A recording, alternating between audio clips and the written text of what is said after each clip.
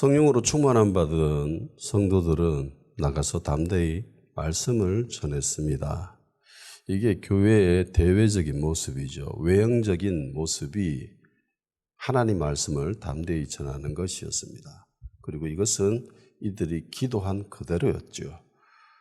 담대히 하나님 말씀을 증거할 수 있도록 해주시고, 그리고 거룩한 종 예수 그리스도의 이름으로 병이 치유되고 기적과 표적이 나타나고 이적이 나타나는 것, 이것이 이들이 한 기도였습니다. 그리고 그 기도 내용 그대로 이루어졌습니다. 이들이 이렇게 기도한 것은 외부로부터의 공격이 있었기 때문입니다. 압력이 있었기 때문입니다. 그래서 그 압력에 굴복하지 않도록 이전부터 하던 일을 계속할 수 있도록 그렇게 하나님께 기도했습니다. 핍박과 환난을 당했지만 자기 할 일을 기도로 통해서 펼쳐나간 거죠. 교회의 외형적인 모습은 이랬습니다. 그러면 교회 내부에서는 어떤 일이 벌어지고 있었을까? 먼저 24절에서 기도 시작할 때 이들은 한마음이 되었다라고 하죠. 그리고 기도를 마친 후에 이들의 모습도 동일합니다.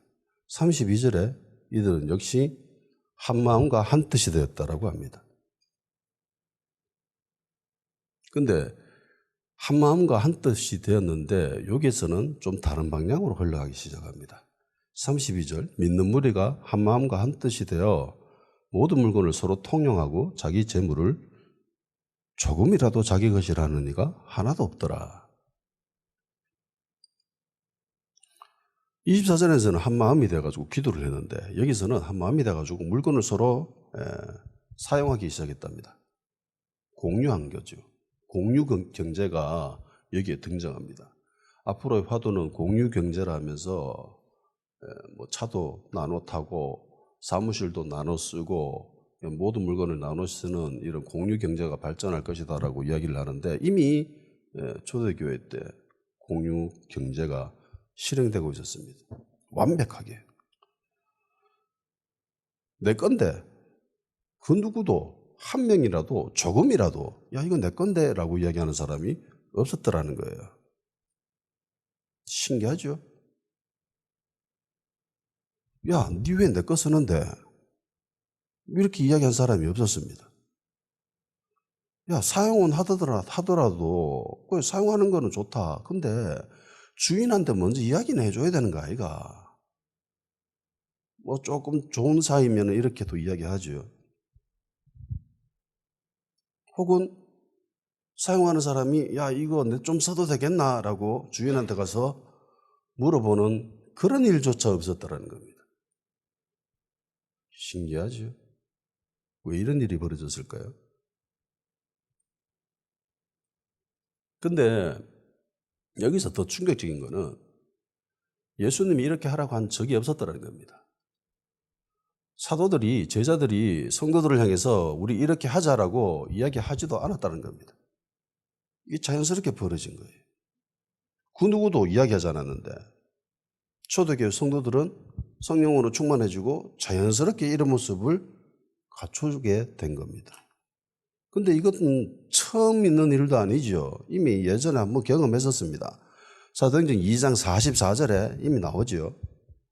믿는 사람이 다 함께 있어 서로 물건을 서로 통용하고 또 재산과 소유를 팔아 각 사람의 필요를 따라 나눠주며, 이 사도행전 2장 44절 45절 말씀입니다. 여기에서 오순절 다락방에 성령으로 충만한 그런 일들이 일어났잖아요. 그리고 난 뒤에 얼마 뒤의 모습입니다. 야, 우리 앞으로 교회 규칙을 이렇게 정하자. 그렇게 한 것도 아니에요.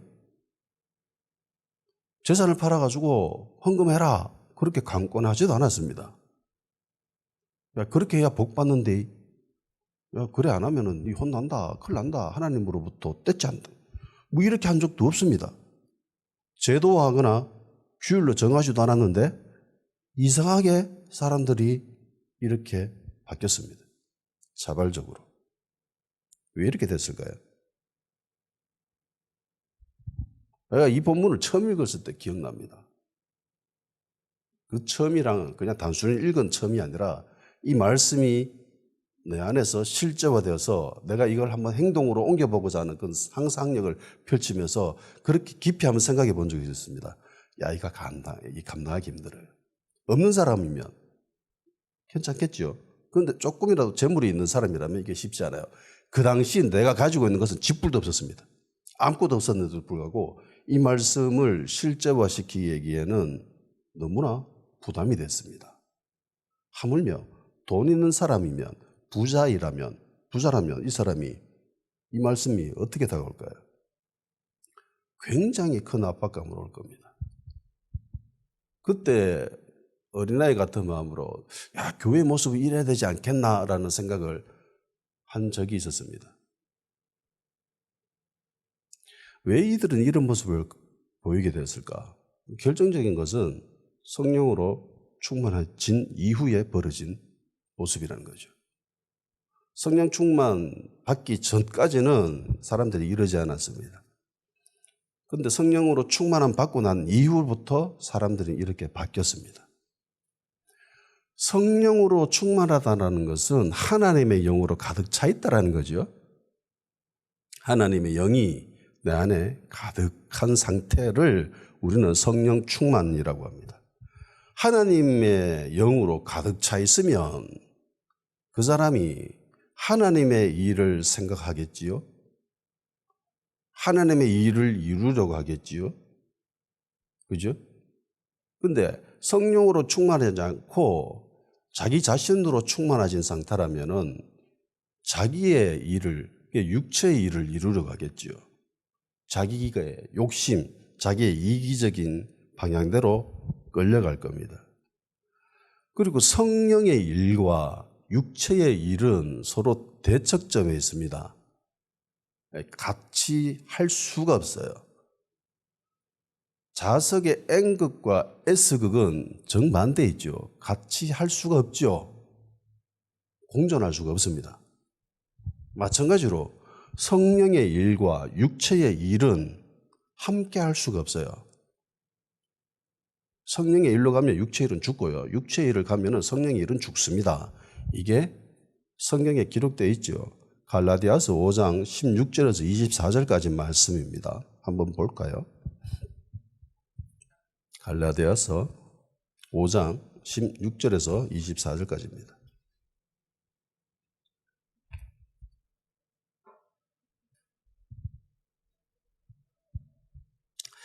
읽겠습니다. 시작. 내가 이르노니 너희는 성령을 따라 행하라. 그리하면 육체의 욕심을 이루지 아니하리라. 육체의 소욕은 성령을 거스르고 성령은 육체를 거스르나니 이 둘이 서로 대적하므로 너희가 원하는 것을 하지 못하게 하려 함이니라. 너희가 만일 성령의 인도하시는 바가 되면 율법 아래에 있지 아니하리라. 육체의 일은 분명하니 곧 음행과 더러운 것과 호색과 우상 숭배와 주술과 원수 맺는 것과 분쟁과 시기와 분남과 당짓는 것과 분열함과 이단과 도기와 술 취함과 방탕함과 또 그와 같은 것들이라. 전에 너에게 경계한 것 같이 경계하노니 이런 일을 하는 자는 하나님의 나라를 유업으로 받지 못할 것이요 오직 성령의 열매는 사랑과 희락과 화평과 오래 참음과 자비와 양선과 중성과 온유와 절제니 이 같은 것을 금지할 법이 없느니라. 그리스도 예수의 사람들은 육체와 함께 그 정욕과 탐심을 십자가에 못 박았느니라. 아멘. 성령의 일과 육체의 일은 서로 원수라죠. 서로 대적한다는 겁니다. 서로 공격한다는 거예요. 어느 한쪽이 이기면 어느 한쪽은 져요. 둘이 같이 공존할 수가 없습니다.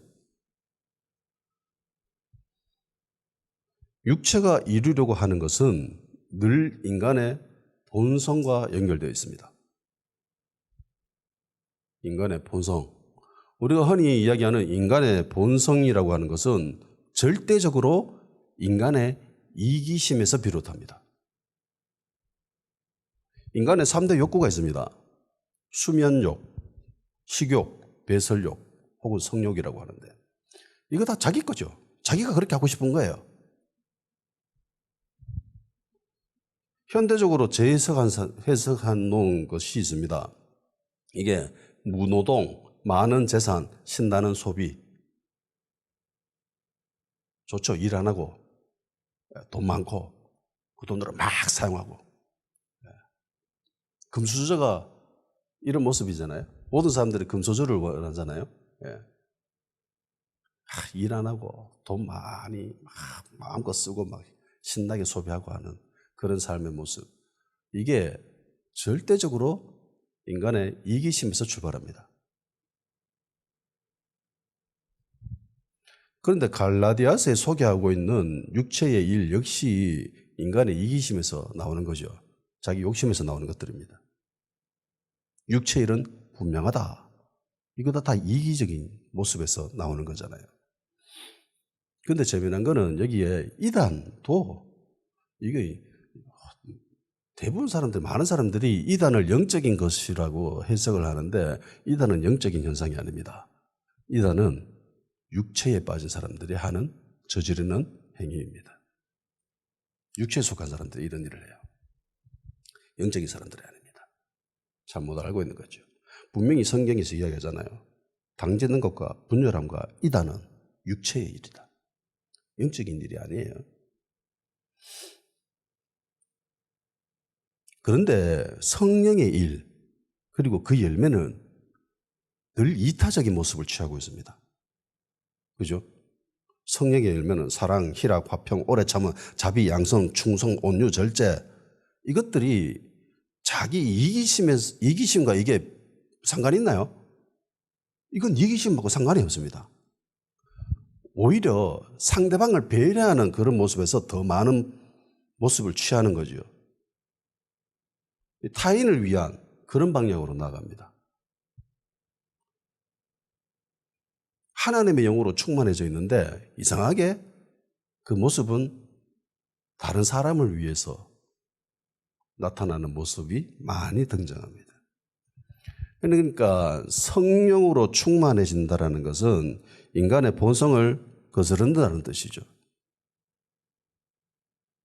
그런 일들이 나타난다는 겁니다. 인간의 이기적인 모습이 그 경계가 무너진다는 거예요. 지밖에 모르는 인간이 예수님 믿고 변화됐다. 저 사람 변화됐네 라고 하는 것은 대부분 자기 이기적인 모습이 그 경계가 무너져 있을 때 사람들은 그렇게 이야기를 합니다. 저 사람 변했다. 찔러도 피 한 방울 안 나올 것 같은데 저 사람 예수 믿고 변했다. 성령 충만함 받고 변했다 라고 하는 것은 이타적인 모습을 취할 때 이런 말을 합니다. 거룩한 나눔이 일어납니다. 이기적이지 않고 서로를 위하는 이런 따뜻한 모습이 등장하기 시작합니다. 그런데 이 땅에 존재하는 한 집단 가운데 이런 모습을 취하는 곳이 있습니다. 그 집단에서는 이기적인 것보다는 오히려 사랑으로 충만해져 있습니다. 가족이죠. 가족은 모든 물건을 서로 사용합니다. 그죠? 야, 이거 내가 샀는데 네가 왜 써? 그런 압박 없죠. 엄마가 야, 이거 내 거야. 네 쓰지 마. 라고 딸내미한테 그렇게 막 뭐라 하면서 그러는 엄마는 없습니다. 있다면 그 가족이 약간 비정상적인 거죠. 온전한 정상적인 가족이라면 모든 물건을 서로 사용합니다. 같이 사용합니다. 그리고 그 물건들을 자기 것이라고 이야기하지 않습니다. 조금 이기적인 가족들은 야, 이건 내 건데 왜 네가 써? 야, 이건 내 건데 왜 네가 들고 나가? 야, 이건 내 옷인데 왜 네가 입고 나가? 그렇게 이야기하기도 합니다.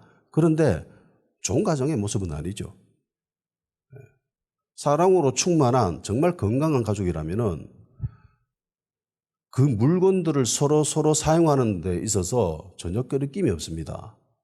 문제가 생기지도 않고 그걸 이상하다고 이야기하지 않고 그걸 묻지도 않습니다. 이거 엄마 건데 엄마 이거 제가 좀 써도 돼요? 이렇게 묻지도 않죠. 그냥 막 줍습니다. 지가. 왜? 가족이니까.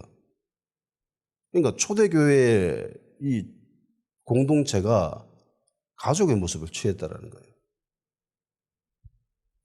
자, 가족이는 네가 내가 따지지 않죠. 가족이니까. 초대교회 역시 가족이 됐습니다. 자, 가족을 구성하고 있는 아주 큰 두 가지 특징이 있습니다. 요소가 있어요. 그게 첫째는 혈연입니다. 핏줄로 맺어져 있죠. 그런데 부부지간끼리는 핏줄로 연결되어 있지 않습니다. 뭐로 연결되어 있죠? 사랑으로 연결되어 있습니다. 그러니까 가족을 구성하는 두 가지 필수 요소는 사랑과 핏줄입니다. 혈연관계입니다. 그런데 교회 역시 똑같죠. 예수의 피로 맺어져 있죠. 그리고 예수님의 사랑으로 힘입어 서로 사랑하는 관계로 되어 있습니다. 교회 안에서도 이 혈연과 사랑이 같이 움직이는 거죠. 그래서 교회 역시 가족인 거예요. 물론 신학적인 지식과 교리 역시 이런 거룩한 나눔, 여기에 대해서 뒷받침해주고 있습니다. 모든 것은 하나님의 것이죠. 이 땅에 존재하는 모든 것들은 하나님의 것입니다. 내가 가지고 있는 부와 재산, 물질, 이 모든 것들이 다 어디로부터 왔어요? 하나님으로부터 왔죠. 하나님이 주신 거죠. 모든 물건들은, 모든 만물은 주님으로부터 나와서 주님께로 갑니다. 그게 원칙이에요. 법입니다. 그런데 이런 신학적인 지식이나 이런 교리들이 알고 있다고 해서 실천하지는 않거든요.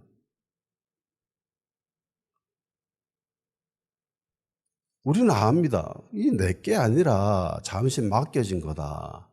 청직이다. 우리는 알죠. 그런데 이거 안다고, 지식이 있다고 그렇게 사는 것과는 거리가 멉니다. 그런데 초대교회 성도들은 이런 지식들이 실제화됩니다. 현실이 되죠. 말씀이 이루어졌습니다. 그냥 알고 있었던 말씀인데 그 말씀이 이루어진 거예요. 창세기에 보면은, 창세기 1장 한번 볼까요? 창세기 1장 1절에서 3절입니다. 하나님이 천지를 창조하는 모습이 나타납니다. 1장의 3절 시작. 태초에 하나님이 천지를 창조하시니라. 그 땅이 혼돈하고 공허하며 흑암이 깊음 위에 있고 하나님의 영은 수면 위에 운행하시니라. 하나님이 이르시되 빛이 있으라 하시니 빛이 있었고. 아멘. 제가 깨달은 놀라운 말씀이 여기 있습니다. 하나님이 천지를 창조하실 때 단순히 말씀으로만 하신 건 아니에요. 그 전에 뭐가 있었습니까? 어떤 현상이 있었는 줄 아세요?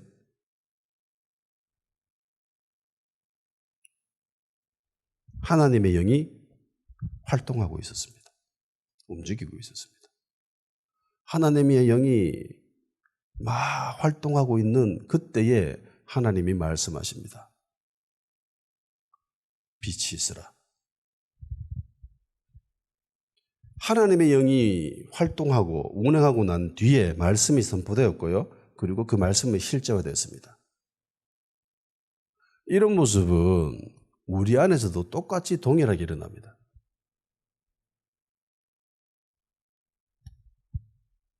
성령으로 충만해진 성도들이 이제 주변에 있는 성도들을 다른 시각으로 보기 시작합니다. 자연스럽게 이기적인 모습이 사라지기 시작합니다. 강제적으로 억지로 규칙을 정하거나 법을 만들어가면서 인간의 이기적인 형태를 부수려 하는 그런 곳들도 있는데 이렇게 하면 오히려 역효과만 나타납니다. 공산주의 실패가 이것을 증명하죠. 공산주의는 다 같이 생산해가 나눠 쓰자 똑같이. 이게 공산주의입니다. 그런데 이걸 강제적으로 법제화했습니다. 그런데 실패했죠. 칼 막스가 놓친 아주 중요한 핵심이 인간의 이기심입니다. 인간의 이기심은 절대로 약하지 않습니다. 엄청나게 강력한 것이 인간의 욕심입니다. 중국을 공산주의 국가라고 이야기하는데 틀렸습니다. 중국은 공산당이 영도하는 철저한 자본주의 국가입니다. 우리나라보다 더 심한 자본주의 국가예요. 미국보다 더 심한 자본주의 국가입니다.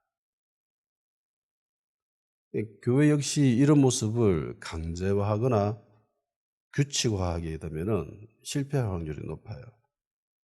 모든 것을 성령님이 이끌어 가셔야 됩니다. 성령님이 인도하셔야 성공할 수 있습니다.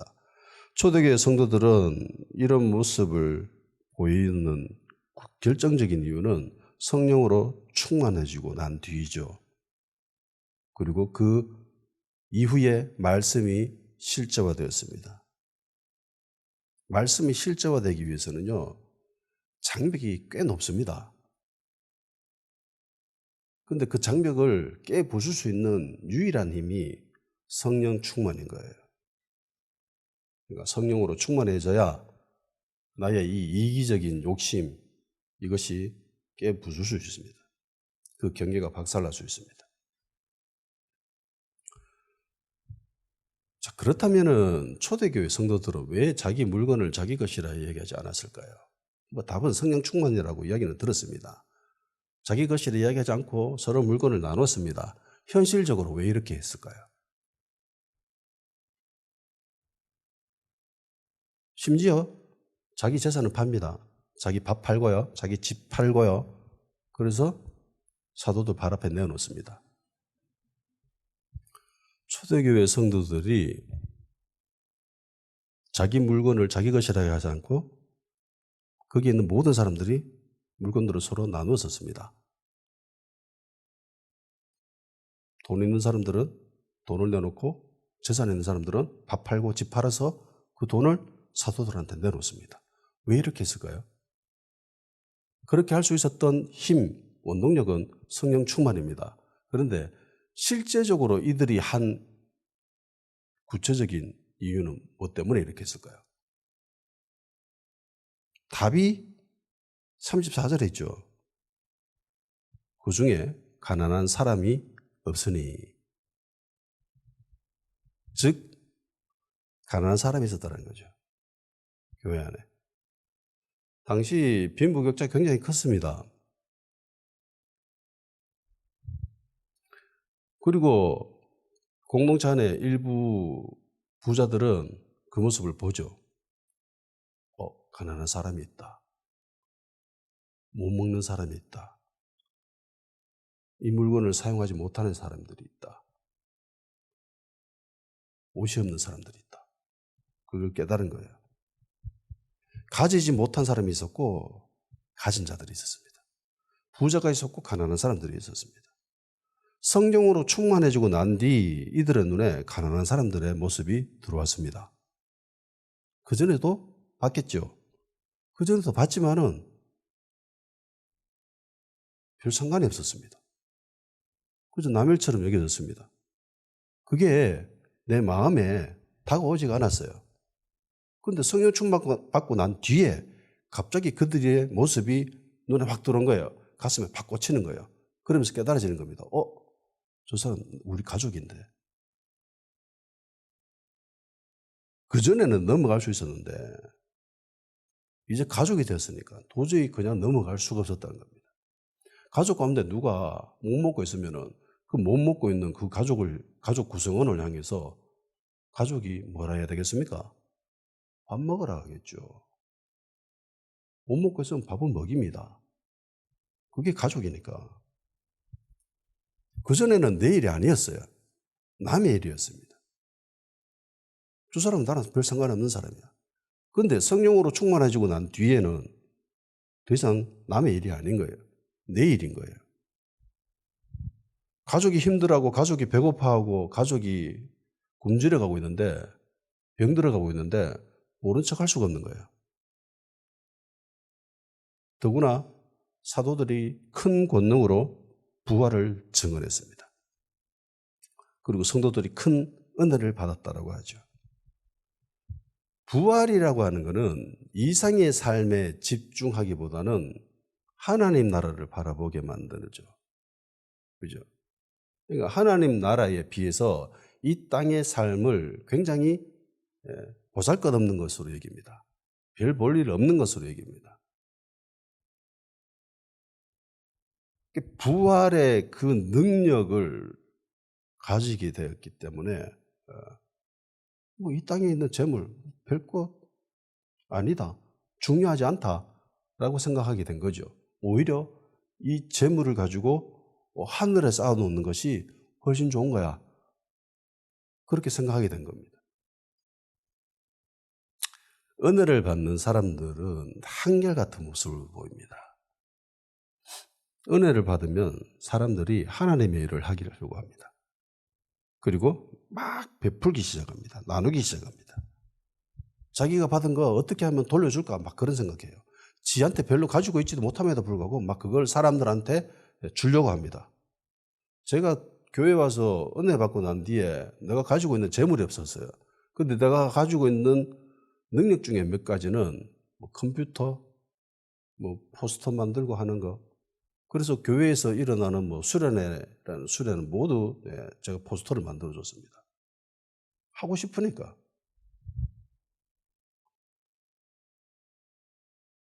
삭개오가요, 예수님께 은혜를 받은 순간 삭개오가 뭐라고 하는 줄 압니까? 삭개오는 세리장이죠. 세리장입니다. 유대인들에게 있어서 가장 악질적인 인간이 바로 세리들입니다. 로마의 앞잡이거든요. 우리 일제의 앞잡이를 사람들이 이를 갈면서 바라보잖아요. 똑같이 로마의 앞잡이로서 사람들의 세금을 강탈해가지고 로마에 갖다 바치는 정말로 악질적인 인간이죠. 왜 동족으로부터 이렇게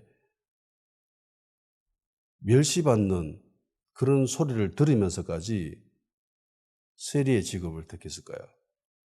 뭐 때문에? 좋아하니까. 돈을 그만큼 좋아하니까. 돈을 많이 버는 것이 동족을 배신하는 것보다 훨씬 좋으니까. 그걸 택한 거예요. 뭐 우리나라 뭐 일제 앞잡이들, 매국노들 있잖아요. 이완용을 비롯한. 그런 사람들이 왜 그렇게 했냐면은 그게 좋으니까 돈이. 자기의 욕심을 누리기 위해서 동족을 배신한 거예요. 삭개오도 똑같습니다. 그만큼 돈이 좋았습니다. 근데 삭개오가 예수님으로부터 은혜를 받습니다. 삭개오야, 내려온나? 내려와. 내가 오늘 너희 집에 들어갈게. 내가 거기서 있을게. 그 소리를 듣는 순간 삭개오는 돌아버리죠. 미쳐버립니다. 급히 내려와 즐거워하며 영접하거늘 무사람이 보고 수군거리르되 저가 죄인의 집에 유하러 들어갔도다. 그러니까 유대인들은 삭개오를 보고 저 죄인이다. 기생과 같은 그런 취급을 합니다. 죄인이다. 삭개오가 이렇게 얘기합니다. 삭개오가 서서 주께 여짜오되 주여 보시옵소서 내 소유의 절반을 가난한 자들에게 주겠사오며 만일 누구의 것을 빼앗은 일이 있으면 내 갑절이나 갚겠나이다. 소유의 절반을 가난한 사람들한테 주겠대요. 돈에 미쳐가지고 사는 사람인데, 돈에 환장한 사람인데 은혜를 받는 순간 자기 재산의 절반을 포기한답니다.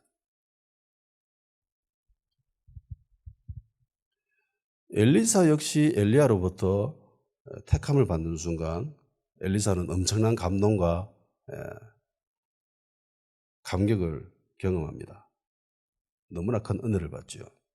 평소 기대하고 있었습니다. 꿈이 있었습니다. 그런데 엘리야가 엘리사를 택합니다. 엘리야가 거기서 떠나 사밧의 아들 엘리사를 만나니 그가 12겨리소를 앞세우고 밭을 가는데 자기는 12째 겨리소와 함께 있더라.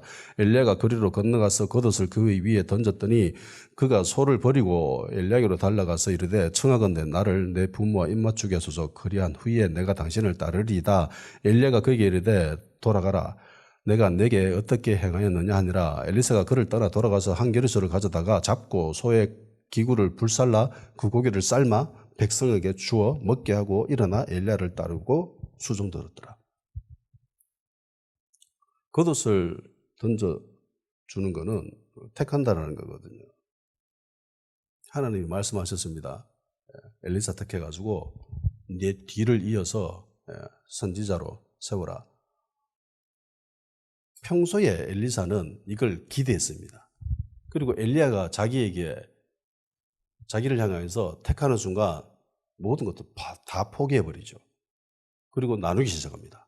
자기 부모한테 가서 나는 이제 갑니다 라고 인사하고 와가지고 자기가 밥 메고 있던 그 소 2마리 잡죠.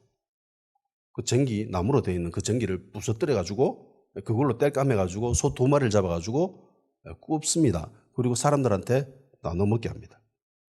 고기를 삶아 백성에게 주어 먹게 하고 일어나 엘리야를 따라갑니다. 은혜를 받는 순간 베풀기 시작하죠. 그런데 은혜를 받지 못하면요 이런 일을 할 수가 없습니다.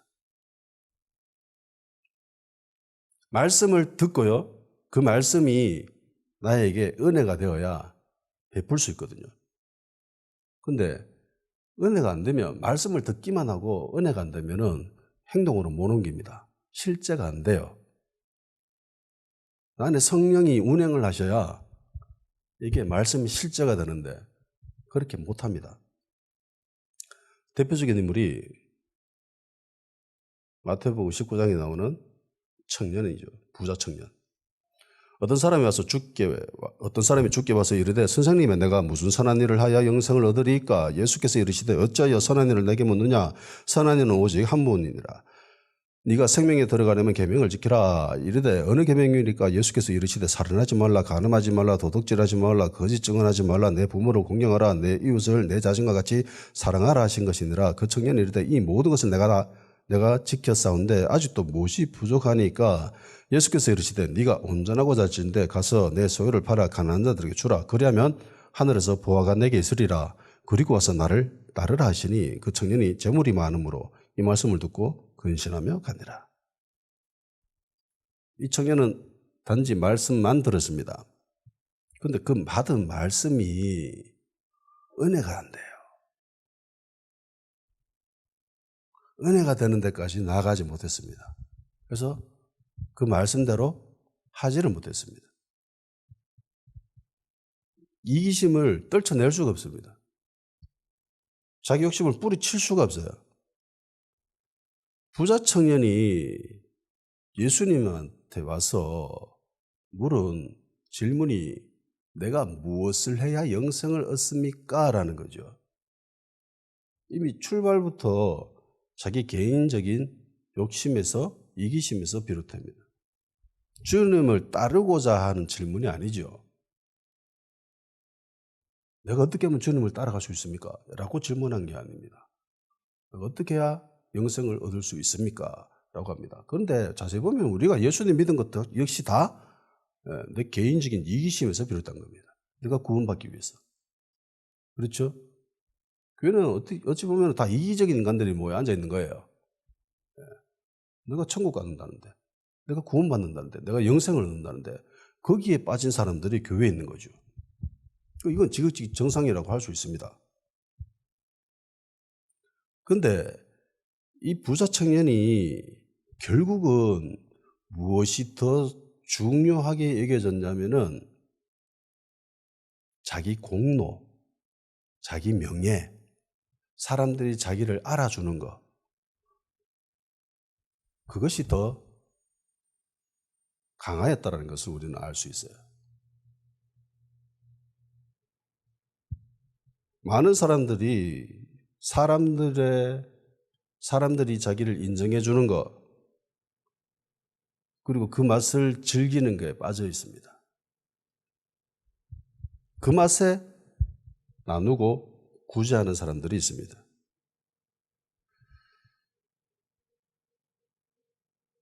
절에 가보면 절에 기와장들이 이렇게 쪼르르 밑에 쫙 정렬되어 있는 걸 볼 수 있습니다. 그리고 그 절 기와장에는 사람들의 이름이 적혀 있습니다. 예전에 어렸을 때, 초등학교 때 수학여행 촌에 있는 절에 갔는데 기와장에 사람들 이름이 쭉 적혀 있더라고요. 그 물어봤죠. 이게 도대체 뭐냐고. 사람들이 왜 적어놨냐고. 그러니까 절 옆에 그 건물을 증축하는데 사람들이 이제 돈 냈다라는 거죠. 그래서 돈을 내고 이제 그 기와장에다가 자기 이름을 적어주는 거예요. 그렇다는 거죠. 그것도 처음 알았죠. 얼마 전에 유튜브에 보니까 대학교 도서관인가 하나 지었어요. 무슨 대학교일지는 모르겠지만 서울에 있는 대학교입니다. 그 안에 한 벽면을 명패로 쫙 도배를 해놨습니다. 이름들이 쭉 적혀져 있어요. 뭐 몇회 졸업생, 몇회 졸업생, 몇회 졸업생 누구 이러면서. 그리고 중앙에는 다른 사람 그 옆에 있는 명패보다 한 10배나 큰 명패가 이렇게 붙어 있습니다. 대기업 회장입니다. 대기업 회장 이름이 딱 적혀 있어요. 몇회 졸업생이라고. 그러니까 그거 보면 다 아는 거죠. 옆에 사람들은 뭐 몇백만 원, 몇천만 원 이제 돈 냈지만 그 중앙에 적혀 있는, 중앙에 딱 그다랗게 적혀 있는 그 대기업 회장은 억 단위인 거죠. 억 단위를 냈다는 걸 알 수 있습니다. 남들이 인정해주고 나의 공로가 드러나는 것을 좋아하는 사람들이 있습니다. 그걸 위해서 그걸 노리는 사람들도 있죠. 구제하고 나누는 사람들 가운데 많은 사람들이 이것 때문에 하는 사람들이 있어요. 그런데 교회 안에도 이런 사람들이 있습니다. 내가 교회에 얼마나 많은 일을 했는지 아는가 이러면서. 예전 교회에 사역할 때 그 교회가 리모델링을 했거든요. 내부 인테리어를 싹 고쳤습니다. 현대적으로. 오래된 교회인데 100년 된 교회인데 리모델링을 해가지고 안에 현대적으로 깨끗하게 했습니다. 근데 강대상이 그 옛날 거 그거예요. 나무로 된 그거, 왁스 칠해놨는 그거. 아주 오래된. 근데 그걸 안 바꾸더라고. 궁금했죠. 다 리모델링 해가지고 딱 했는데 그거 하나만 떨렁 아주 옛날 강대상이 중앙에 있는 거예요. 그러니까 누가 보더라도 이거 이상한 걸 아는 거예요. 주고 왜 저렇게 안 바꾸고 저래? 하는 사람들, 보는 사람들마다 이야기합니다. 왜 저래 놨는데? 근데 지금은 때가 아니래. 한 2주 뒤에, 2주 뒤인가 그때 바꾸는데 왜 그때 바꾸냐고 하니까 그 강대상을 봉헌한 사람이 있습니다. 교회에 있어요. 근데 그 사람이 있는 동안에는 그렇게 바꿀 수 없대요. 눈치 보이기 때문에. 그래서 그분이 한 2주 있으면은 어디를 잠시 갔다 온답니다. 몇 주 자리를 비운대요. 그때 바꾸는데.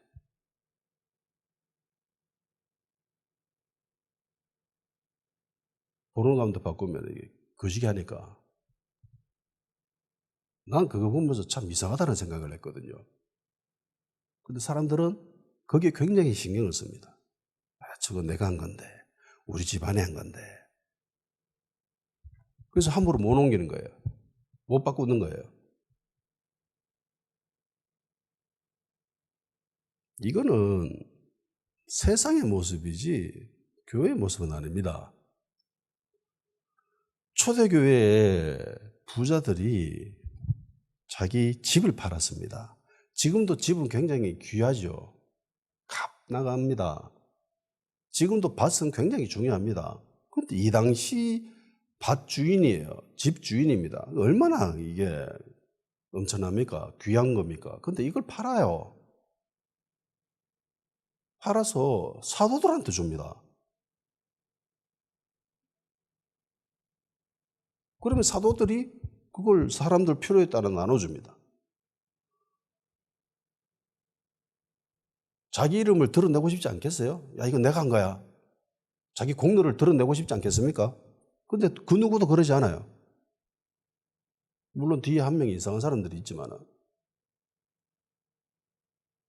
자발적으로 그것도 누가 하라고 강요하지도 않았는데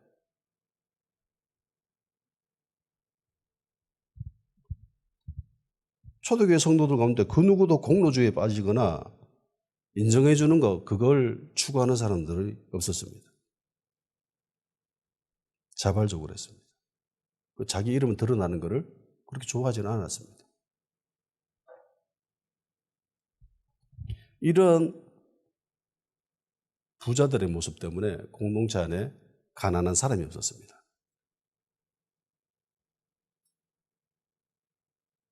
우리 교회 안에 가난한 사람이 없는 것은 다 내 때문이야. 내가 헌금해서 그렇게 된 거지. 그렇게 얘기하지 않았습니다.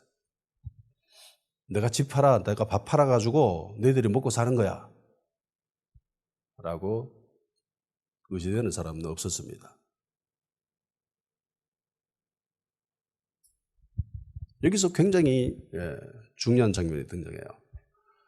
초대교회는 정의와 공의가 완벽하게 실행됐습니다. 정의라고 하는 것은 예전에도 이야기했죠. 그냥 단순하게 얘기하면 구제하는 거예요.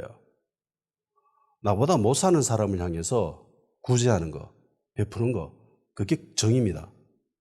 유대인들이 해석하는 정의가 그런 거예요. 정의를 이행하지 못해가지고 이방인에게 침략을 받아서 뿔뿔이 흩어지고 포로가 되고 그렇게 된 거예요. 부자들이 공동체 안에 있는 가난한 사람들을 보면서 정의를 실행합니다. 아, 구제해야 되겠다. 내 것을 팔아야 되겠다. 그리고 저 사람들 나눠줘야 되겠다. 내 이름이 드러나면 안 된다. 사도들한테 드려야지. 이러면 자발적으로 이렇게 했습니다. 사람들이. 이게 정의죠. 그리고 공의가 실현됩니다. 공의는 높은 직책을 가진 사람이 모든 사람들에게 동일하게 균일하게 배분하는 것을 공의로운 그런 것이라고 하죠. 재판할 때 등장하는 단어거든요. 사도들은 각 사람의 필요에 따라서 그렇게 나눠졌습니다. 자기하고 연줄이 있는 사람, 그런 사람들에게 좀 더 주거나 뭐 안면에 있는 사람들에게 좀 더 베풀어 주거나 그렇게 하지 않았습니다. 그냥 철저히 각 사람의 필요에 따라서 나눠졌습니다. 이게 공의예요. 초대교회는 완벽하게 정의와 공의가 이루어진 그런 모습을 보여주고 있습니다. 많은 사람들이 말씀을 듣고 봅니다. 그런데 그 말씀이 실제화되기 위해서는 하나님의 영이 운행해야 돼요. 성령으로 충만해져야 된다는 겁니다. 그래야 실제화가 됩니다. 자기 집 팔아서 교회에 내놓는 거 할 수 있겠습니까? 못해요. 근데 그렇게 했습니다. 성령으로 충만해졌기 때문에 가능한 겁니다. 그 누구도 그렇게 하라고 이야기하지 않았습니다. 사도들이 헌금해라 그렇게 이야기하지도 않았어요. 근데 자발적으로 했습니다. 왜? 성령으로 충만받았기 때문에. 주변에 가난한 사람들이 눈에 들어왔기 때문에. 부자와 거지 나사로의 이야기 알죠? 부자는 거지 나사로를 매일 봤습니다. 자기 집 문 앞에 있었기 때문에. 거지는 뭐 얻어먹을 수 있지 싶어서 그 부자 집 문 앞에 있었습니다. 근데 얻어먹지 못했습니다. 결국은 죽었죠. 부자도 죽고 거지 나사로도 죽었습니다.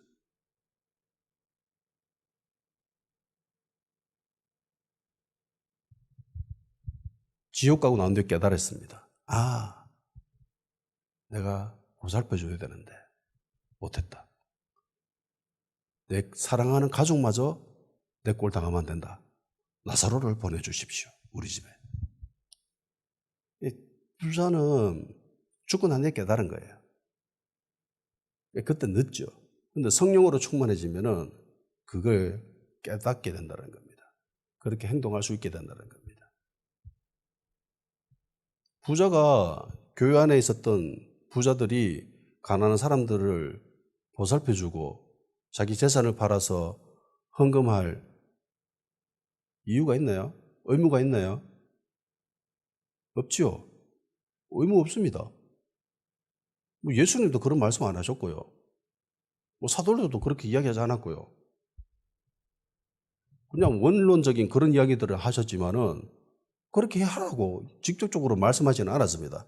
근데 자발적으로 움직였습니다. 성령으로 충만함 받고 난 뒤에. 그렇게 되기까지는 굉장히 큰 장애물이 있었지만은 성령 충만 받고 난 뒤에는 그것이 장애가 되지 않았습니다. 가볍게 뛰어넘을 수 있었어요. 다 같이 기도하는 시간 가지도록 합시다. 말씀을 단지 듣는 것에서 끝나지 않고 말씀을 듣고 내게 은혜가 되게 하여 주시옵소서. 그래서 그 은혜가 나를 움직이게 하시고 그 은혜가 우리 안에 있는 이기적인 것들, 욕심을 부서뜨리게 하시고 그래서 하나님 나라를 이루어가는 그런 자신이 될 수 있도록 기도해 줄 수 있도록